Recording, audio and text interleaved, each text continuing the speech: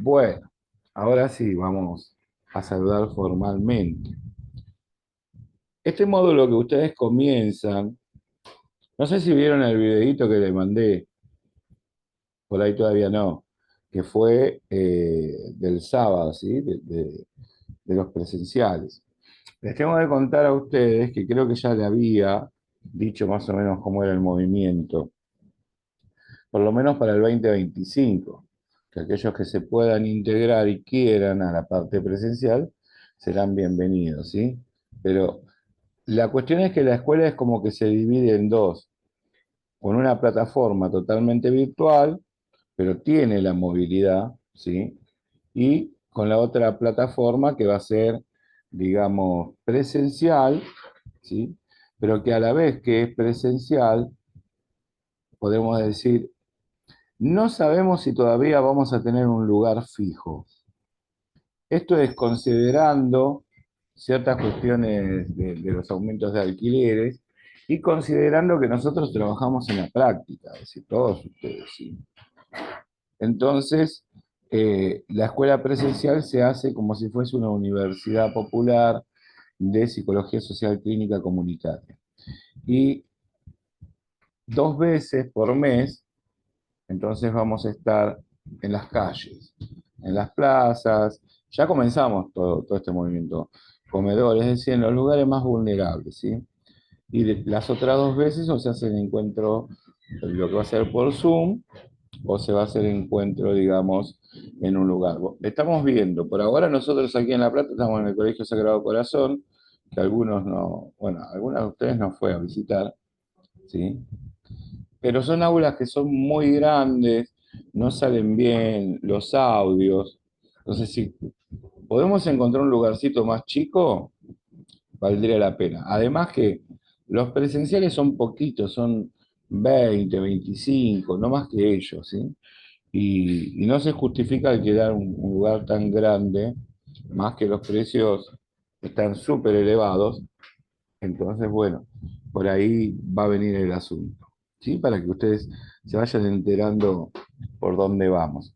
De todas maneras, ustedes también van a hacer el año que viene las prácticas, ¿sí? Cada uno desde su lugar, desde su municipio, provincia. Así que quédense tranquilos que no se van a escapar. Aunque Daniela ya esté con el bebé nuevo, ¿sí? Va a tener que salir a laburar igual. Con el bebé también, desde chiquito, ¿sí? Bueno, y digo, este es uno de los módulos para mí más importante porque acerca a ustedes a lo que son los primeros auxilios psicológicos.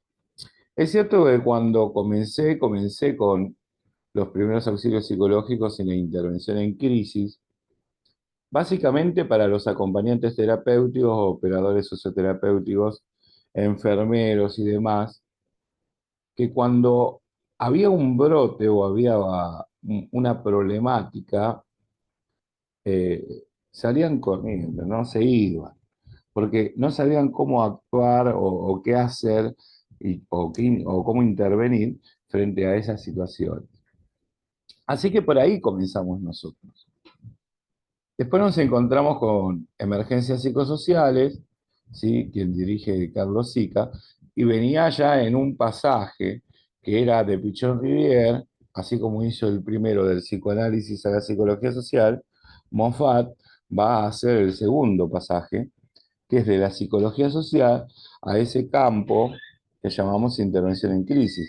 De hecho, su libro se llama Terapia en Crisis, ¿no? Y ahí es donde se funda Emergencias Psicosociales, ¿sí? Que está trabajando en el CAES, en el Centro de Altos Estudios de Psicología Social. Bueno, todos estos avales, por supuesto que nosotros los tenemos, pero trabajan en emergencias psicosociales en el sentido mm, de lo multigrupal, ¿no? En la catástrofe. Nosotros también, pero no tanto. Es decir, ellos han trabajado en Cromañón, en la tragedia del 11, han trabajado en aerolíneas, en la AMIA. Nosotros nos estiramos un poquito, por ejemplo, el otro día estuvimos en Villa Gesell, es decir, tragedias o catástrofes, porque además trabajamos con FIPE, que es la Federación Internacional de Psicología de la Emergencia, que está en Mendoza, en donde ahí sí siempre se trabaja con muchos desastres, digamos, naturales, ¿sí? Eh, Así que bueno, recibimos toda esa formación, la técnica y los avales correspondientes, pero nosotros trabajamos tal vez más chiquito, ¿sí? En la intervención, digo, no de tanta gente, eh, sin embargo estamos, pero por ahí en algún accidente, o por ahí, por ejemplo, estamos trabajando mucho en cortes, bulimia, anorexia, consumo problemático, porque entendemos que son gritos urgentes y esa urgencia debe ser atendida de manera inmediata. Además, que tienen que saber ustedes que mi ideología y la ideología de la escuela en algún momento se separa del lineamiento. Por ejemplo, todo el psicoanálisis e inclusive Pichon Rivière han trabajado hacia el pasado, ¿no? Uno cuando va a un psicoanalista que te dice, bueno, tu problemática es del pasado, ¿no? Ahí viene esa técnica que ustedes ya conocen, que es el método de la asociación libre, y vas asociando hasta llegás, ¿no? Como que cada significante se va encadenando hasta que llegás entonces a la causa del problema. Pichón Rivière también, fíjense que esa famosa frase, ¿no? El que se entrega a la tristeza pierde la plenitud de la vida. Toda la vida estudiando, investigando a fondo la tristeza, aunque muere triste, nos ha dejado un legado. Pero también hablando de la depresión melancólica como una teoría de la enfermedad única, y metiéndose en ese pasado, porque es cierto, muchas de las problemáticas, o casi todas, de las conflictividades que nosotros tenemos a un nivel emocional y sentimental o de identidad, tienen que ver con cosas que nos sucedieron en el pasado. Por eso cuando yo hablo de identidad y digo esto, ¿no? Uno piensa, qué sé yo, en la adolescencia, vos tenés que encontrar tu identidad. Sin embargo, la palabra identidad viene de idem, ¿no? Y cuando uno lo manda a buscar su identidad, dice, tenés que ser único. Bueno, malas noticias, nadie es único, porque somos lo que han construido de nosotros. La palabra identidad viene de idem, que significa igual. Así que aunque no le guste, tenemos algo de nuestra madre, de nuestro padre, de nuestro abuelo, ¿sí? De los nosotros primarios, los cuasi primarios, o de grupos de imitación social, ¿no? Que son los nosotros secundarios. Así que no van a ser únicas nunca. Van a tener algunas características que va a diferenciar, ¿no? En el sentido también de ese crecimiento, desarrollo y maduración. Cuando uno llega a la adolescencia, ahí parece como que se puede amar y odiar al mismo tiempo. Bueno, y después algunos siguen. Eh, entonces, Moffat lo que trabaja en terapia de crisis en esa época, estoy hablando ya del 70, Pichón muere en el 77, así que él sigue con toda esta formación de instituciones, ¿no? Hoy justamente es el cumpleaños de todo lo que es Cooperanza, que está en el Borda, y trabaja sobre el futuro. Por eso sigue la frase de Pichón: el que se entrega a la tristeza pierde la plenitud de la vida. La solución es gestar proyectos participativos con el otro, ¿no? Y Moffat trata de establecer en esa época que la salvación, él decía que era un pesimista proyectivo, ¿no? No optimista, era un pesimista, decía.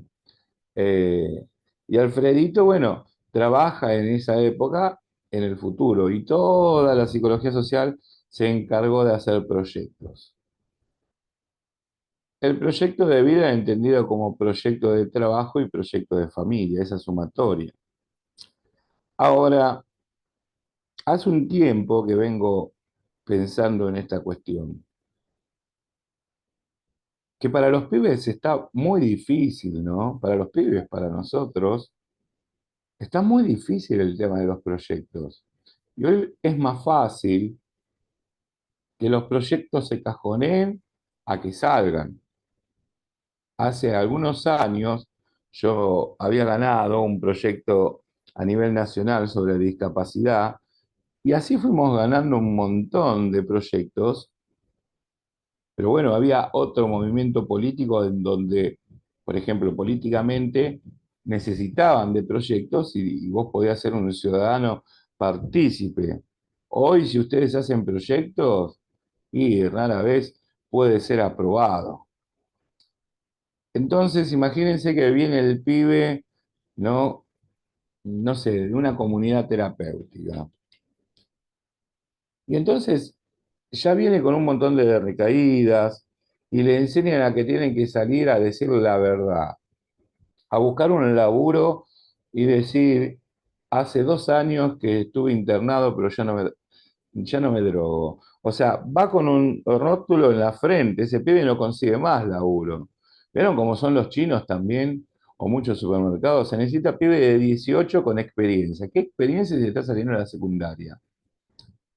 Entonces yo creo que pensar en un proyecto en estos tiempos puede ser como imaginar mucho en un futuro y que si no se da, uno se entrega a la ansiedad. Entonces tal vez el pibe viene, como me pasa a mí en algunas asistencias, a decir, bueno, hice esto, hice lo otro, y verdaderamente hicieron un montón de cosas y no consiguen laburo o trabajan, qué sé yo, por 1.000 pesos la hora. Los acompañantes terapeutas saben muy bien. Pues no solamente que laburan por 3 lucas la hora, sino que tienen que esperar 6 meses para cobrar. O sea, si no tenés a alguien que te respalde, ¿cómo haces? Entonces, tal vez la modificación que yo les propongo es no trabajar tanto con el pasado. Después vamos a trabajar con el pasado. Y trabajar con un futuro, pero que sea inmediato. Porque verdaderamente no podemos saber lo que puede pasar dentro de 3 meses, dentro de 5 años, 10 años. Entonces ese pibe en el punto de urgencia es de aquí a ahora. Entonces ustedes a partir de este módulo se van a transformar en organizadores temporales. Vamos a definir rápidamente, después ustedes pueden ver los videos, qué es los primeros auxilios psicológicos y qué son las crisis. Porque este módulo se va a enganchar con el próximo, ¿sí? Para el segundo año, intervención en crisis. Y estamos manejando definiciones distintas. Los primeros auxilios psicológicos en realidad aquí en La Plata no existían, como en Buenos Aires. Ahora lo pueden encontrar por Facebook, pueden encontrar por las redes sociales. Les recomiendo que investiguen, son una porquería, porque tampoco están alineados, digamos, a cierto contenido epistemológico, ¿no? Hay atravesamientos, qué sé yo, cristianos, atravesamiento de psicología positiva, y acá es distinto el asunto. La cuestión es así. Los primeros auxilios psicológicos es un espacio que construimos desde la escucha activa y orientada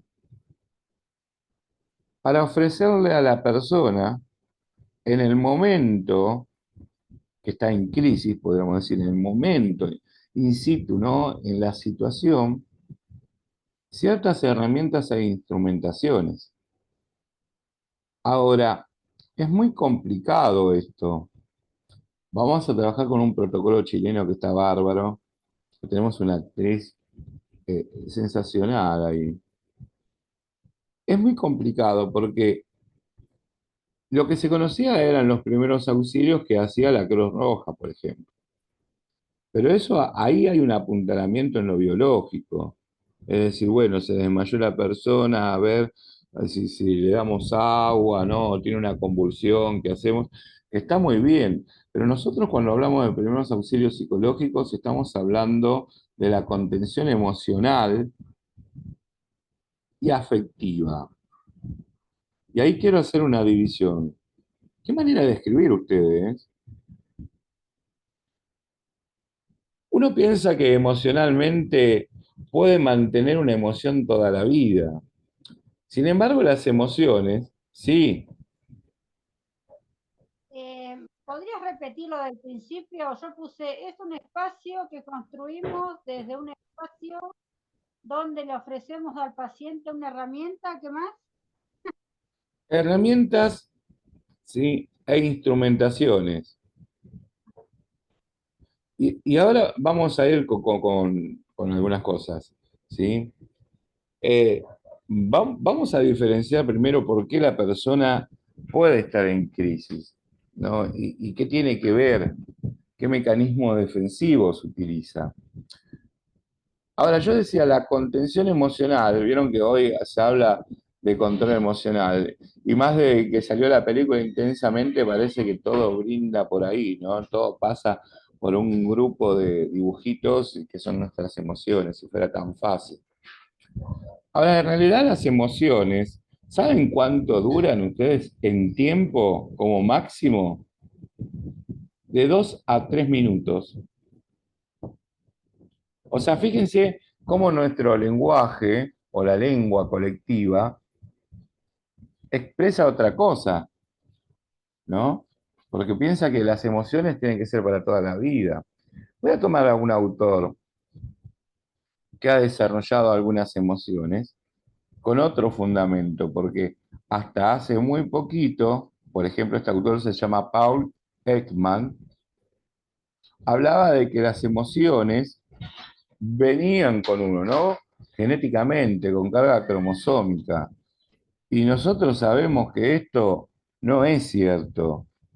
Nadie al nacer trae una emoción, ni violenta, ni de amor, ni de nada. Todo es una construcción social que uno va ahí tomando de estos grupos que yo decía, de los vínculos, de la sociedad, ¿sí? Y de la propia experiencia. Esto es lo que Pichón hablaba de lo dialéctico, entre el sujeto y el ambiente y el sujeto. Cuando vamos al conductismo, lo facilitador parecería que fuese un ambiente, es decir, un ambiente que es un estímulo o un conjunto de estímulos sobre el sujeto y entonces el sujeto tiene una respuesta condicionada. Ese es el conductismo. Y el psicoanálisis dice que todo está en la persona y que entonces también tiene en cuenta los estímulos, pero todo está en el narcisismo, en el egocentrismo, ¿sí? Está en el centro, o sea que el núcleo del problema es la persona. Si la persona tiene un consumo problemático, el problema es la persona, no los estímulos. No importa si tiene un grupo, si no tiene un grupo, si los vínculos, no importa, es la persona.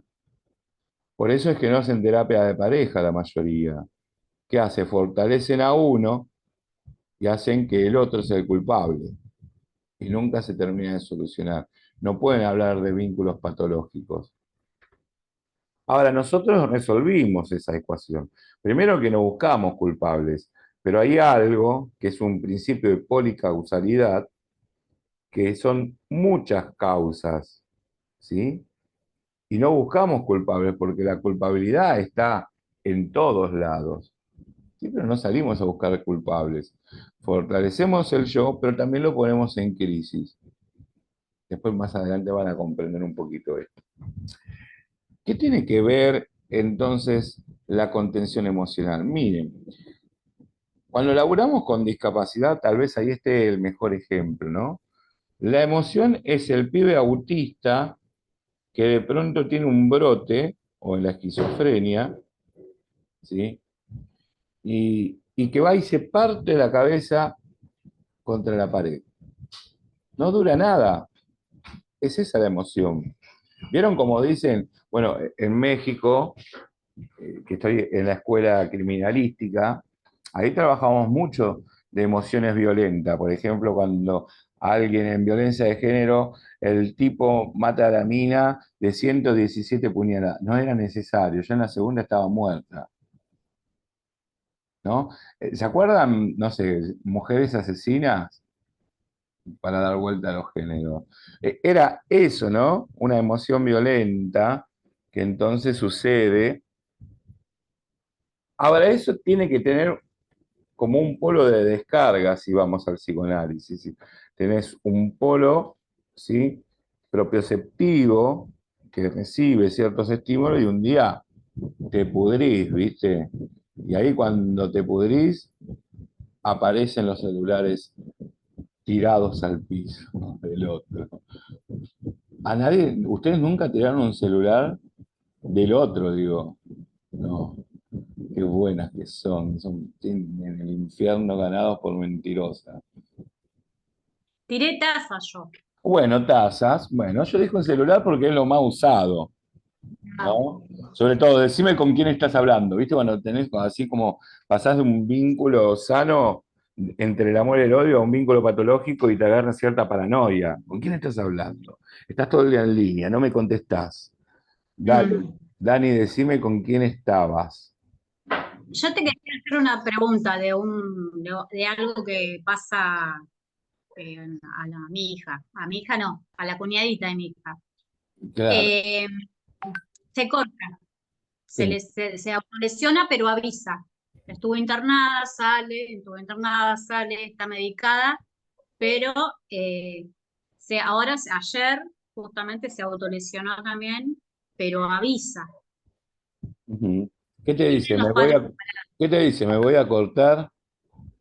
No, se corta un poquito, pero no tanto, y después va y le dice a la mamá que se cortó. Ajá. ¿Y qué querés saber? ¿Y cómo se atiende eso? ¿Qué le decís? Es complejo.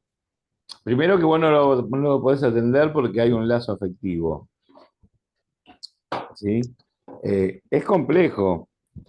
El tema de los cortes, primero, hay que ver si pasa de ser una moda, como últimamente hay, y ustedes se dan cuenta con la justificación del significante del discurso. Lo hago porque el dolor del cuerpo es menor al dolor del alma, ¿no? O sea, que hay discursos socialmente que son construidos, porque me alivia. A ver, y como yo le digo a la nena, che, nena, escúchame, no te alivia un carajo, porque sí, ¿qué te alivia? Te alivia el alma, ¿no? Y después te duele el brazo. Bueno, tenemos, por ejemplo, Tinini la tengo en un neuropsiquiátrico, la internet el otro día. Bueno, la internet porque hay una piba que se corta, ¿no? Y cada vez comienzan a más temprana edad. Bueno, toda esa conflictiva es una conflictiva de identidad que se suma a todas estas cuestiones que hoy se habla de identidad, pero en otro sentido. O sea, hay un contenido sexual de la obtención de placer y un contenido genital que van descubriendo sus cuerpos y sus no identidad, ¿no? Es decir, están en un conflicto de ambivalencia entre el amor y el odio a aquellas personas que se han identificado. Esta es la justificación. Que se corte, o sea, más que, como decían, es una forma de expresión, es una manera de comunicación, como la bulimia y la anorexia. Tal vez no tengan otro recurso para comunicarse, pero lógicamente no están expresando algo que les sucede a ellos directamente, sino el rechazo de una madre o de un padre, ¿sí? Es la resignificación de las ausencias en el sentido de ese desencuentro entre lo que ellos esperaban y lo que están encontrando. O sea, verdaderamente es un malestar en la cultura, pero a la vez es un bienestar en la cultura, porque es cierto que mediante el corte obtienen placer. El problema no es el placer, está bien, qué sé yo.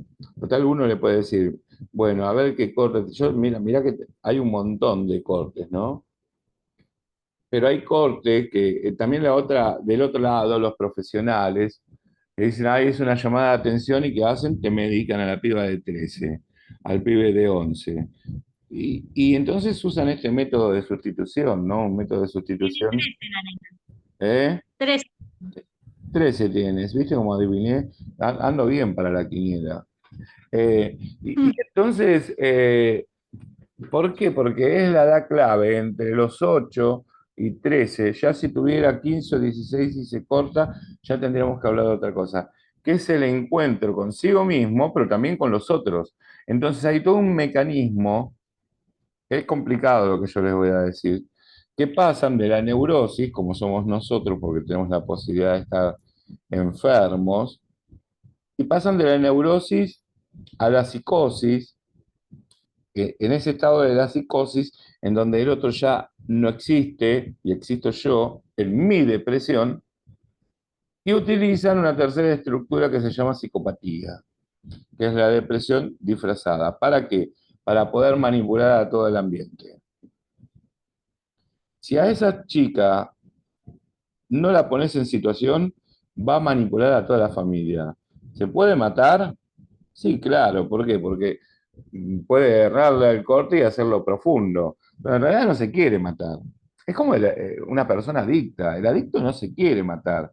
Hay que salir de la teoría de Tánatos, de esa pulsión de muerte, porque básicamente no existe. Si vos te querés matar, como yo dije en el ejemplo del sábado, y mirá, haz una cosa para no joder al otro, andá a donde viene el tren a 200 kilómetros y andá de frente y listo, y te matás. No te ahorques con buzos elastizados, porque te va a doler y no te va a matar. Entonces, bueno, ponerlo en crisis implican herramientas por parte de ustedes, cuando son profesionales, que son jodidas también. Por ejemplo, bueno, toma, acá tenés el vídeo, cortate. Porque yo necesito saber qué pasa, pero esto no lo puedes hacer, no lo puedes hacer vos. O sea, tiene que ser alguien que venga también como la autoridad, como decía Foucault, para establecer ciertas cuestiones de poder. Lamentablemente, al tener un diagnóstico de intento de suicidio y no de conflictivo de identidad, lo empastillan. O sea, viene un modelo de sustitución. Por lo tanto, hay que decirle a esos psiquiatras que después va a terminar con anorexia, con bulimia y seguramente con consumo problemático. Porque si tiene 3 y ya la están empastillando, así que imagínate dónde va a terminar. Entonces, hay que salir del modelo psiquiátrico, hay que ser antipsiquiátrico en esto.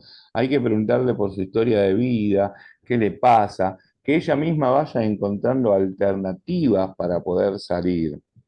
Tampoco le damos nosotros porque no lo conocemos.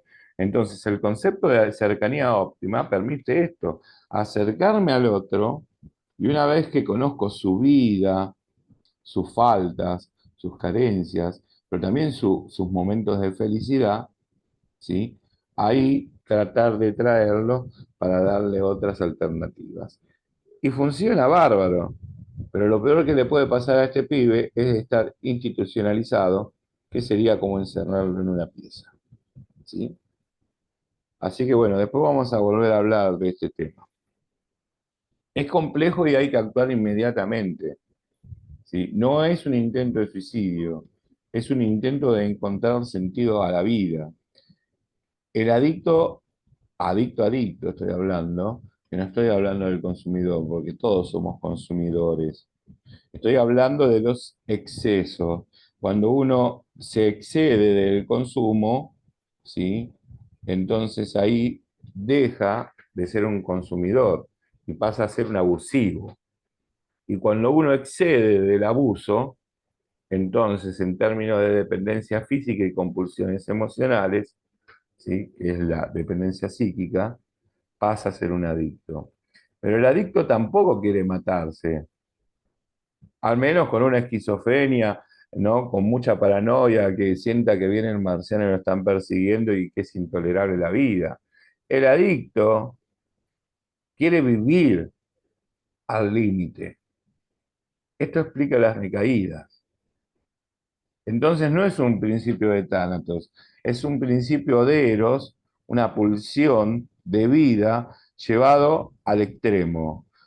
Otra vez el mismo ejemplo, ir contra, ¿sí?, este tren que viene, qué sé yo, a 200 kilómetros y tirarte al costado antes que te choque.